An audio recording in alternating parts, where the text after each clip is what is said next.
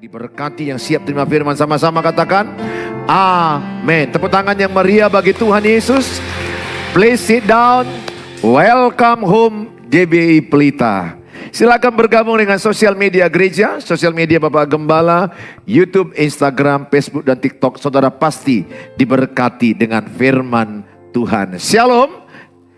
Ya, tema kita hari ini adalah iman dan pembaharuan karakter. Tapi khusus ibadah 5, saya akan membawa tema tampil beda. Bagaimana kita berbeda dengan orang-orang yang tidak mengenal Tuhan. Berbeda dari orang-orang dunia. Berbeda dari orang-orang yang tidak mengenal Tuhan Yesus.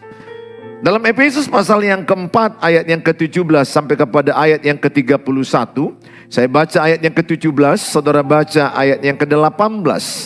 Sebab itu kukatakan dan kutegaskan ini kepadamu di dalam Tuhan. Jangan hidup lagi sama seperti orang-orang yang tidak mengenal Allah dengan pikirannya yang sia-sia. Ayat 18. Dan pengertiannya yang gelap, jauh dari hidup persekutuan dengan Allah. Karena kebodohan yang ada dalam mereka dan karena kedegilan hati mereka. Perasaan mereka telah tumpul sehingga mereka menyerahkan diri kepada hawa nafsu dan mengerjakan dengan serakah segala macam kecemaran. Tetapi kamu bukan demikian. Kamu telah belajar mengenal Kristus. Karena kamu telah mendengar tentang Dia dan menerima pengajaran di dalam Dia menurut kebenaran yang nyata dalam Yesus. Yaitu bahwa kamu berhubung dengan kehidupan kamu yang dahulu sama-sama harus menanggalkan manusia lama yang menemui kebinasaannya oleh nafsunya yang menyesatkan. Supaya kamu dibaharui di dalam roh dan pikiranmu sama-sama. Dan mengenakan manusia baru yang telah diciptakan menurut kehendak Allah di dalam kebenaran dan kekudusan yang sesungguhnya. Karena itu buanglah dusta dan berkatalah benar seorang kepada yang lain. Karena kita adalah sesama anggota sama-sama. Apabila kamu menjadi marah, janganlah kamu berbuat dosa. Janganlah matahari terbenam sebelum padam amarahmu. Dan janganlah beri kesempatan kepada iblis. Orang yang mencuri, janganlah ia mencuri lagi. Tetapi baiklah ia bekerja keras dan melakukan pekerjaan yang baik dengan tangannya sendiri. Supaya ia dapat membagikan sesuatu kepada orang yang berkekurangan. Janganlah ada perkataan kotor keluar dari mulutmu. Tetapi pakailah perkataan yang baik untuk membangun di mana perlu. Supaya mereka yang mendengarnya beroleh kasih karunia. Dan janganlah kamu mendukakan Roh Kudus Allah yang telah memeteraikan kamu menjelang hari penyelamatan. Segala, sama-sama kita baca. Segala kepahitan, kegeraman, kemarahan, pertikaian dan fitnah hendaklah dibuang dari antara kamu. Demikian pula segala kejahatan. Saudara, anak-anak Tuhan Yesus perlu tampil beda. Katakan, saya mau tampil beda. Nah, saudara yang saya kasihi, ini adalah tulisan suratan Rasul Paulus kepada jemaat Efesus. Pada Efesus pasal yang kedua, dikatakan pada ayat yang pertama dan ayat yang kedua, jemaat Efesus diingatkan oleh Rasul Paulus, dahulu kamu tinggal dalam dosa, dahulu kamu hidup di dalam daging, dahulu kamu hidup dalam duniawi, dan kamu mengikuti jalan daging dan duniawi. Tetapi oleh kasih karunia kamu ditebus, oleh kasih karunia kamu diselamatkan. Jadi orang-orang yang percaya di Efesus itu dulunya itu adalah orang-orang yang jauh dari Tuhan. Orang-orang yang hidup dalam kedagingan. Orang-orang yang hidup dalam duniawi. Mereka hidup dengan cara-cara duniawi. Mereka hidup dengan cara-cara daging. Mereka hidup dengan hawa nafsu mereka. Tetapi Rasul Petrus Rasul Paulus mengingatkan jemaat Efesus yang pertama. Berbeda dengan dunia. Saudara, kita penting berbeda dengan dunia. Ini yang pertama. Efesus 4 ayat 17, 18, 19. Sebab itu kukatakan dan kutegaskan ini kepadamu di dalam Tuhan. Kutegaskan, kata Rasul Paulus. Di di dalam Tuhan, jangan hidup lagi sama seperti orang-orang yang tidak mengenal Allah. Dengan pikirannya yang sia-sia. Dan ayat 18, dan pengertiannya yang gelap. Jauh dari hidup persekutuan dengan Allah. Jadi orang-orang yang tidak mengenal Allah gak suka ibadah. Karena kebodohan yang ada dalam mereka dan karena kedegilan hati mereka. Orang yang hidup di luar Allah, ayat 19. Perasaan mereka telah tumpul. Jadi hati nurani mereka telah tumpul. Kalau mereka berbuat dosa, tidak ada lagi bergetar di hatinya. Engkau berdosa, engkau bersalah, engkau telah melanggar firman. Enggak ada lagi, itu namanya tumpul. Tumpul artinya dia sudah datar bagi dia. Sehingga mereka menyerahkan diri kepada hawa nafsu dan mengerjakan dengan serakah segala macam kecemaran. Maka kalau saudara lihat orang-orang yang prostitusi, pekerja seks komersial, mereka sudah menyerahkan tubuh mereka kepada kecemaran. Enggak ada lagi yang namanya getaran di hati mereka, aku berdosa, aku bersalah. Nah, saudara, kalau engkau masih ada perasaan gelisah ketika berbohong, itu benar. Tapi kalau diantara saudara berbohong tapi enggak gelisah, kemungkinan besar engkau enggak dalam Tuhan Yesus. Coba cek, kalau engkau berbohong gelisah enggak? Tanya sebelahnya, kalau kau berbohong gelisah enggak? Yang sebelah itu gelisah enggak kalau berbohong? Atau kalau dia berbohong, ya biasa aja, enggak ada masalah. Bagi dia bohong, jujur sama. Nah, itu tandanya dia di luar Yesus. Ya, kalau kau dalam Yesus, kau bohong pasti gelisah. Nggak enak, aduh kok bohong ya, aduh kok bohong. Bibir gini ya, aduh kok bohong. Atau mungkin kalau engkau mau mengatai orang dengan kata-kata beracun. Kau jelek, kau sial, kau orangnya bodoh. Kata-kata yang melemahkan dia. Malamnya kau akan menyesal, aduh kok ngomong gitu aku tadi ya. Siapa yang pernah seperti itu? Menyesal apa yang diucapkannya. Siapa yang gak pernah menyesal dengan ucapannya? Maju ke depan. Kalau dia gak pernah menyesal dengan yang diucapkan, kemungkinan besar dia orang-orang sempurna. Orang yang sempurna itu Yakobus katakan adalah orang-orang yang menguasai lidah. Saudara, ayat yang ke-17 dikatakan, jangan hidup lagi sama seperti orang-orang yang tidak mengenal Allah. Coba bandingkan dulu hidupmu dengan orang yang tidak mengenal Tuhan Yesus. Lebih baik atau lebih buruk? Ayo. Semua, saudara kalau dengar khotbah ini mikir, kalau enggak mikir termenung loh. Jadi gunakan ini, mikir. Coba dulu evaluasi dirimu, berapalah usiamu? Ketebak 20, 21, 22, beberapa di antaramu 11. Tampak jauh, tampak dekat 53. Pernah kau enggak mengevaluasi dirimu, aku lebih baik enggak dari orang yang tidak mengenal Tuhan? Di hatimu kau jawab, hati nuranimu. Saya pernah mencek evaluasi pernikahanku dengan pernikahan orang yang tidak mengenal Tuhan. Saya pernah merasa malu. Kenapa orang yang tidak mengenal Tuhan, mereka nggak berantem?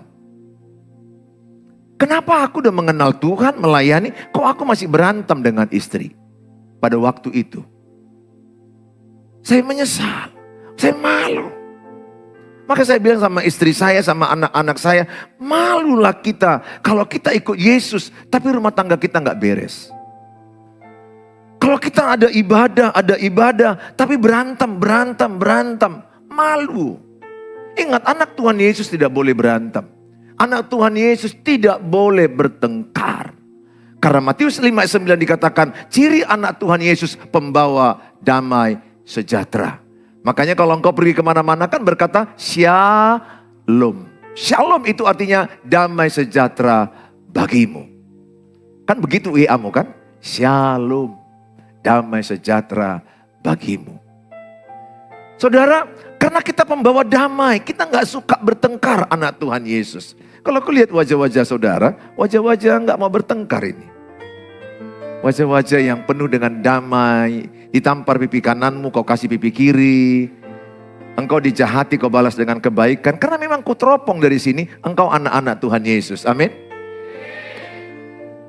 Karena kau dalam Tuhan Yesus, engkau tidak sama dengan orang dunia. Jadi kira-kira beginilah. Kalau saudara melihat orang, katakanlah saya duduk di restoran. Saya berkali-kali sama istri kadang-kadang duduk di restoran tebak-tebak suku yang melayani. Ya tiba-tiba ada lewatlah orang dengan menyampaikan suatu makanan, katakan pangsit. Kemudian dia ngomong dalam dialek ngomongnya, saya tahu ini suku Nias. Kami tebak-tebak suku, ini suku Nias mah. Padahal dia belum ngomong kali loh, masih ngomong satu kata aja, duduk bang. Hanya satu kata loh, duduk bang. Kami tebak, ini suku apa? Suku Nias. Kadang-kadang salah juga sih, tapi pada umumnya benar. Dari ngomongnya saya tahu ini suku Nias. Dari cara jalannya kadang-kadang kami jumpai juga orang bawa pangsit juga. Tapi jalannya itu, kami tebak-tebakan ini suku apa? Suku apa kira-kira? Kalian menebak. Ini suku Batak. Jalannya itu lah. Pokoknya. Terus satu waktu ada orang ngasih makanan lontong dan pecel dengan jalan begini. Ini suku apa kira-kira? Jawa. Kira-kira Jawa ya. Dari jalannya kita tahu. Nah, dia memberikan karakter, identitas mereka kelihatan dari mereka cara ngomong. Saya khotbah sekali waktu di Jakarta. Saya di Surabaya, saya juga pernah khotbah dengan berkata, maka Allah berfirman. Harusnya kan bukan firman. F harusnya. Betul? Orang Batak kan payah bilang P jadi F, F jadi P. Coba sama-sama katakan berfirman. 1, 2 ya. Sama dengan aku sebagian. Salah sama. Harusnya F. Kayak mana bilang seharusnya? Firman. Kalau aku paksakan firman, ludahku bertaburan. Jadi baptisan lokal nanti. Baptisan. Ada hujan lokal. Rata-rata orang Batak itu ya. Baik antara P Victory, F dengan P. Banyak kita bersalahan orang Batak. Saya pernah mengajar biologi, saya ini tentor dulunya di Medika. Jadi saya masih ingat di kelas itu. Saya bilang kan harusnya kan keju kan gitu. Dia takut aku Batakku keluar. Keju, aku bilang pula keju. Aduh, malunya aku. Harusnya kan keju kan. Tapi kan orang Batak payah bilang, E-nya kan kadang-kadang, kemana kau? Kan begitu. Cobalah orang Batak merantau ke Jakarta. Kemana kau? Kayaknya itu kan menandakan kita ini orang Batak. Nah saudara, dialek kita ini menunjukkan, ini orang Batak. Nah saudara, di dalam Tuhan Yesus, engkau punya identitas anak Tuhan. Engkau anak terang. Matius 5:16 dikatakan, lewat perbuatan baikmu, maka engkau menjadi garam dan terang dunia. Orang gak peduli ibadahmu, jujur aja. Orang gak tertarik jumlah banyak ibadah. Ibadah penting bagus. Tapi orang gak salut kalau engkau berkata, aku ibadah 10 kali dalam seminggu. Orang bingung. 1 minggu kan 7 hari. Kok bisa 70 kali ya? Aku ada ibadah pagi, aku ibadah malam. Orang gak tertarik loh. Orang gak tertarik dengan gelar pendetaku. Gelar teologi aku itu MA, sekolah misiologi, yaitu teologi S2. Orang gak tertarik dengan STH-STH-an. Orang gak tertarik. Itu sekolah, baguslah sekolah itu. Pelajaran teologi, pelajaran tentang Alkitab, mengenal Allah, doktrin yang benar. Tetapi percaya saya katakan orang lebih tertarik dengan perubahan hidup. Orang gak bangga dengan saudara, wah melayani di sini, melayani di sini, melayani di sana. Tanpa perubahan hidup, sia-sia. Tanpa perubahan hidup, sia-sia. Jadi orang lebih tertarik dengan perubahan hidup saya. Oleh karena itu saya mengajak sama saudara. Dalam kitab Roma 12 ayat yang kedua. Roma 12 ayat yang kedua. Janganlah kamu menjadi serupa dengan dunia ini. Tetapi berubahlah oleh pembaharuan budimu. Sehingga kamu dapat membedakan manakah kehendak Allah, apa yang baik, yang berkenan kepada Allah, dan yang sempurna. Janganlah kamu menjadi serupa dengan dunia ini. Katakan, saya tidak mau serupa dengan dunia ini. 1, 2 ya. Saya tidak mau serupa dengan dunia ini. Artinya saudara, standar karaktermu di atas orang dunia. Kalau saya sudah mengenal Tuhan, saudara mengenal Tuhan, karaktermu itu menonjol. Karaktermu itu di atas. Caramu kerja, caramu kuliah, caramu menikah, caramu jualan. Orang tahu karaktermu adalah karakter Tuhan Yesus. Kalau engkau berjualan, orang akan tahu ini anak Tuhan Yesus. Ini orang Kristen. Bukan karena dilihat namamu Naomi, Deborah, Ruth. Bukan. Jangan salah. Di penjara saya melayani banyak nama Matius, Markus, Lukas, Yohanes. Daniel, Sadrak, Mesak, Abednego ada di sana. Kenapa kau Daniel? Habis memperkosa. Kau kenapa? Sadrak, Mesak, Abednego curi ayam. Udah beda loh, gak sama lagi dengan yang nama di Alkitab. Kalau dulu kan Daniel, Sadrak, Mesak, Abednego mempertahankan iman, tidak mau menyembah patung dewa, buatan raja. Jadi nama gak menentukan. Oleh karena itu saya mengajak sama saudara semua, ayo coba evaluasi dirimu. Perhatikan di kuliah, kalau engkau kuliah, kalau engkau kerja, kira-kira kau di atas mereka enggak? Cara hidupmu. Dari mana mulai? Pembaharuan pikiran.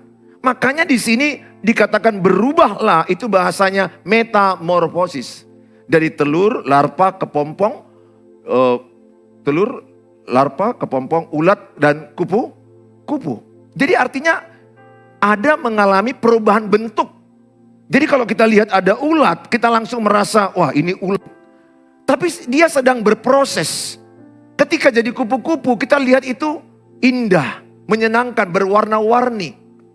Kita lihat telur belum ada apa-apanya. Kita lihat jadi ulat, kita mungkin wah geli, gatal, menakutkan. Makanya jangan cepat hakimi orang. Mungkin dia sedang proses di ulat. Suatu waktu dia kupu-kupu. Jangan cepat menghakimi orang. Saya melihat di kampung, waktu itu kita cepat kali menghakimi, wah ini gak akan jadi apa-apa. Merantau dia ke Jakarta, menjadi pengusaha, keluarganya bagus, orang yang hebat, diberkati Tuhan, takut akan Tuhan. Sebaliknya orang yang kita rasa, wah ini pasti orang yang bagus kelak ke depan. Justru dia aneh, dia menjadi orang yang tidak berguna, hidupnya sia-sia, waktunya sia-sia, hidupnya menurun, pengangguran. Don't judge somebody. Jangan cepat hakimi orang. Mungkin orang itu sedang dalam proses ulat. Mereka dalam prosesnya Tuhan. Semua orang dalam proses kelihatan buruk.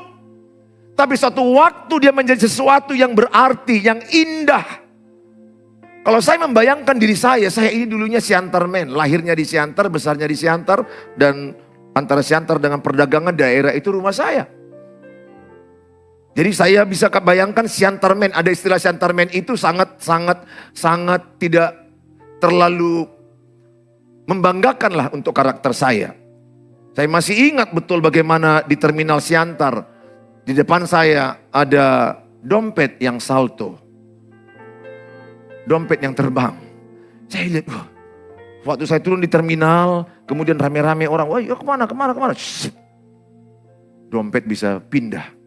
Mujizat itu nyata. Saya nggak tahu kalau sekarang ya. Kalau dulu saya itu fakta. Siantar Man katanya kalau Siantar Man. Apalagi terminal itu. Karena rumah kami juga nggak jauh dari situ. Sekumpulan. Tidak semua orang. Tapi beberapa orang mengalami itu. Nah saya bukan orang yang baik. Tapi saya bersyukur kepada Tuhan. Saya mengenal Tuhan. Dulu pun saya pernah jatuh nonton pornografi. Di masa-masa SMA. Saya pernah nonton blue film. Di masa-masa SMA. Kalau sekarang, kurasa kalau dulu masa kami nonton blue film atau pornografi, itu takutnya bukan main, berondok. Sehingga gak bisa nonton bebas. Karena memang sangat terlarang, sangat aib, sangat menakutkan. Tapi itu pun sudah terpapar. Sekelas loh kami nonton, rame-rame. Sekarang anak SD, teman saya pendeta khotbah di Teluk Dalam. Anak kelas 4, kelas 5, kelas 6 dia tanya, siapa di sini yang sudah pernah nonton pornografi? Anak SD-nya kelas 4, 5, 6, 80% angkat tangan. Ikut anak perempuan. Ditanya, bagaimana kau bisa nonton pornografi? Kau masih 4 SD, 5 SD. Itu Pak, temanku itu buka di sekolah, di kelas, di belakang kelas. Rame-rame kami nonton Pak. Wow, karena sekarang kan nonton kan hanya ini, betul? Terlalu gampang nontonnya di sini. Apalagi masa online COVID. Orang asik nonton. Kemudian datang undangan pornografi. Saya mau katakan kepadamu. Itu masa saya gak sungguh-sungguh ikut Tuhan. Rasa berdosanya masih sedikit, gak terlalu ada getaran. Tapi sekarang kalau sedikit aja saya nonton, cepat saya skip. Saya gak pernah buka. Tapi jujur aja semua gadget pasti terpapar. Semua gadget kadang-kadang ada aja datang. Betul? Mau nggak ada gadget suci, betul? Ada di sini gadget suci? Sehingga hanya gadgetnya aja nggak pernah terpapar itu. Enggak, di sini hanya firman semua, firman. Berarti itu bukan gadget, Alkitab. Kalau namanya gadget di sini macam. Dan kalau engkau sekali klik pornografi, maka engkau akan didatangi itu pornografinya banyak. Karena apa yang kau klik itu mengundang. Pembaharuan akal budi. Ingat, yang membedakan kita di ruangan ini adalah akal budi. Pola pikirmu. Apa yang kau pikirkan, itulah hidupmu. Makanya penting mendengarkan firman Allah supaya pola pikir kita berubah. Efesus 4 ayat yang ke 18-19. Dan pengertian yang gelap jauh dari hidup persekutuan dengan Allah. Karena kebodohan yang ada dalam mereka. Dan karena kedegilan hati mereka. Apa beda bodoh dengan degil? Bodoh nggak tahu, dikasih tahu menjadi tahu. Degil udah tahu, tetap dilakukannya. Oke, contoh. Seorang yang tahu merokok itu merusak paru-paru. Sambil dia merokok, sambil dia lihat gambar tengkorak di kotak rokok itu. Dibacanya lagi satu-satu. Rokok dapat menimbulkan cepat mati. Dan dapat mengakibatkan serangan jantung. Impotensi. Sesak napas. Menurutmu, dia ini, saya ini bodoh atau degil? Degil. Ya, karena sudah tahu, tapi tetap dilakukan. Oke. Tidur malam itu jam berapa seharusnya?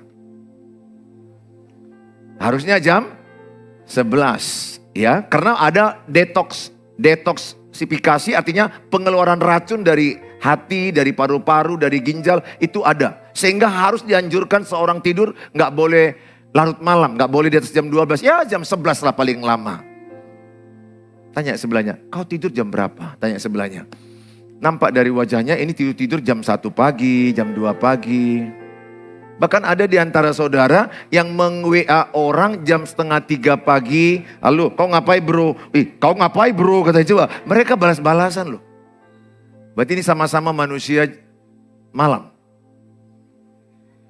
Seperti kelelawar.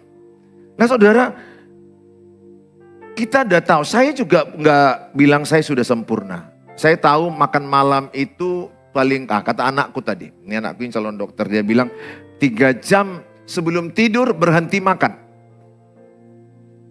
Tapi kadang habis khotbah kayak gini kelaparan. Udah aku pertahankan juga. Berhenti makan. Tidurlah aku.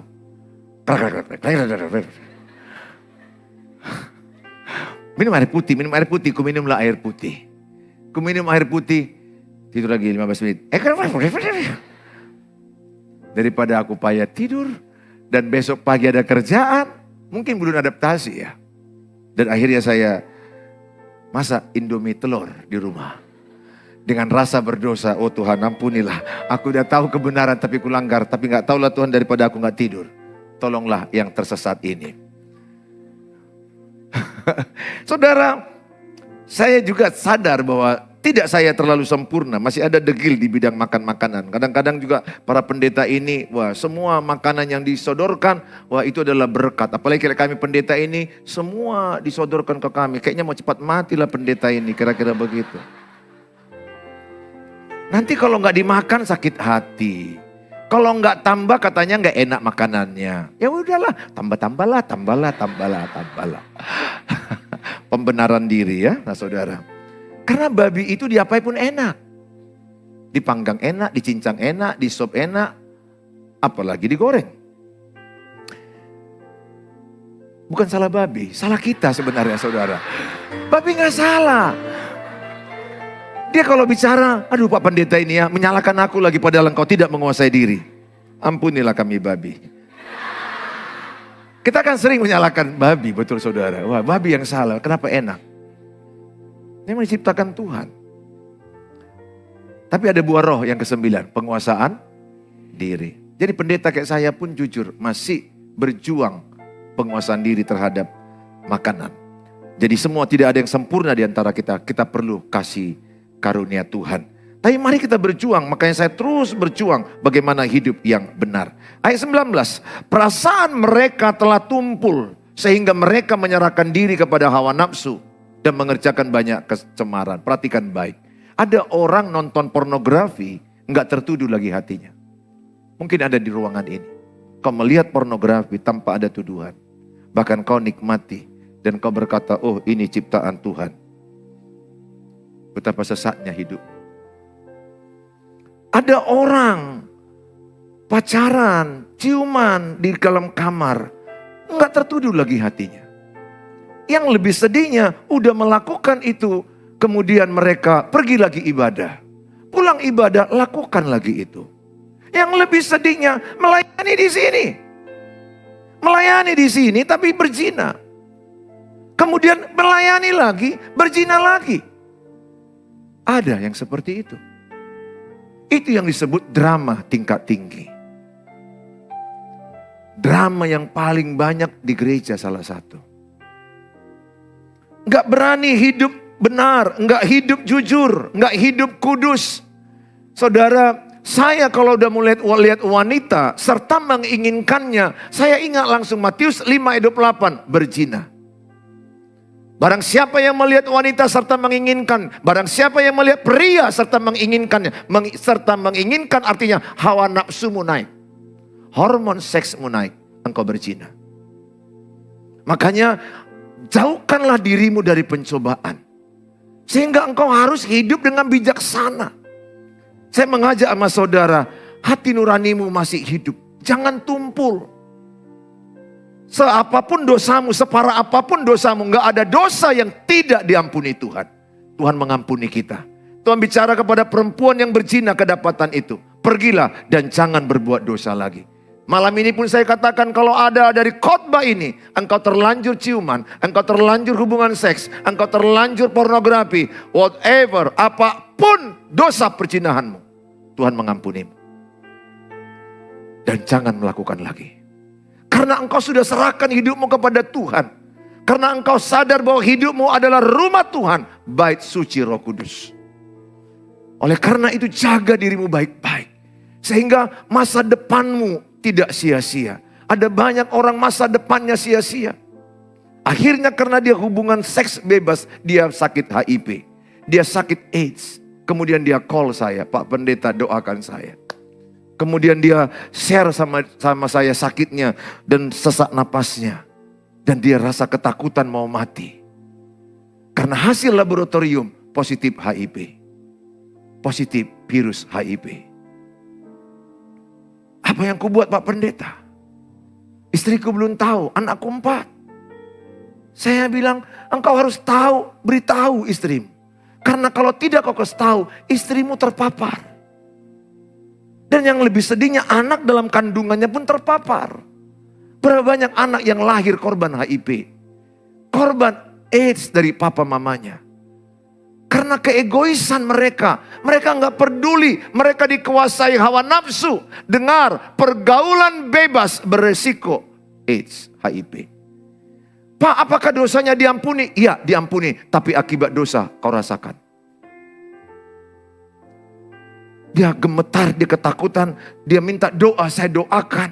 Apa yang kubuat? Saya bilang, saya tuntun kau berdoa, datang ke Tuhan. Tidak ada dosa yang tidak diampuni, tapi akibatnya engkau akan rasakan. Ditunjukkannya kakinya berbolong-bolong. Orang HIV kan, AIDS kan, kakinya itu berlubang-lubang sehingga bisa semut masuk. Daya tahan tubuh makin menurun dan lama-lama mati. Makanya dia perlu dikasih obat untuk menaikkan imunitas hanya untuk menambah usia. Belum bisa sembuh sampai sekarang. Pesanku sama, jangan biarkan engkau hidup di dalam pergaulan bebas. Jangan biarkan dirimu dikecap oleh laki-laki lain, laki-laki lain, laki-laki lain. Engkau harus punya komitmen, tubuhku bait suci. Tubuhku rumah Tuhan. Hubungan seks hanya dengan pasangan suamiku yang diberkati. Kalaupun engkau sudah melakukan, sudah terlanjur, bagi Tuhan tidak ada dosa yang tidak diampuni. Dan tidak kebetulan engkau mendengarkan firman ini. Bertobatlah. Sebab kerajaan Allah sudah dekat.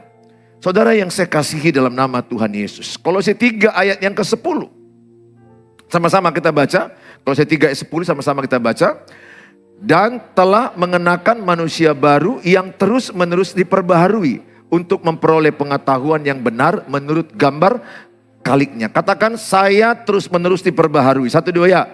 Saya terus-menerus diperbaharui. Jadi nggak ada orang instan langsung sempurna. Tidak. Semua kita jatuh bangun, jatuh bangun.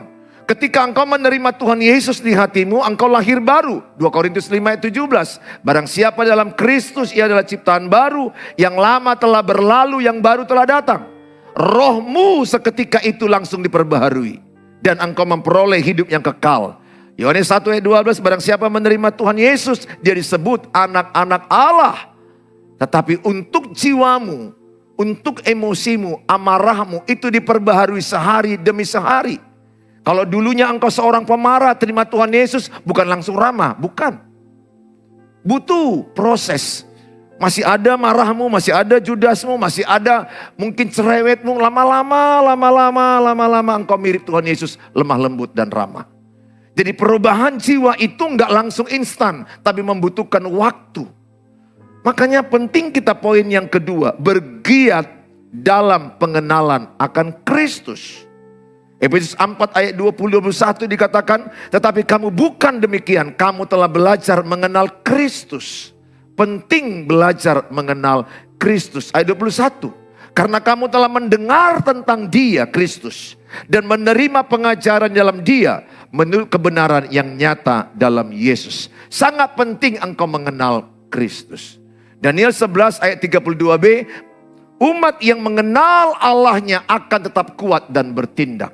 Mengenal di situ bahasa aslinya epiginosko. Artinya mengenal lewat persekutuan pribadi dengan Tuhan. Engkau penting mengenal Tuhan. Supaya engkau jangan binasa. Hosea 4 ayat 6. Hosea 4 ayat 6. Umatku binasa karena tidak mengenal Allah.